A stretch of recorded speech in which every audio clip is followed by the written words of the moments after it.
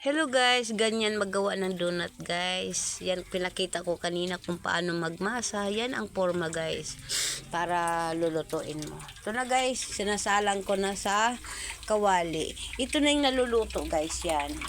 Yan naluluto na.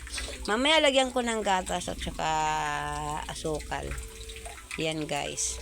Babalik rin natin. Yan guys. Mamaya pag medyo brown, babalik tayo rin na. Yan guys. Sino nakarelate sa loto ko? Nakarelate ito yung marunong gumawa ng tinapay. Yan lang. Kung gusto niyo matuto, yan. Nasa sa inyo na yun kung gusto niyo matuto. Yan. Yan dito pang iba. Yan.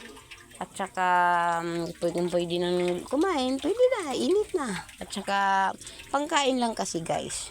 Yan lang ang ginagawa ko. Kaya guys, yan guys, oh, yan. Saka, luto na. Guys, paki-follow, like, comment. Yun guys, subscribe din sa YouTube ko. Huwag kalimutan. Thank you for watching. O, nagbabrown na. Baliktarin ko lang. Pag medyo magbabrown na, babaliktarin na ganyan. Para magpantay ang luto. Yun guys.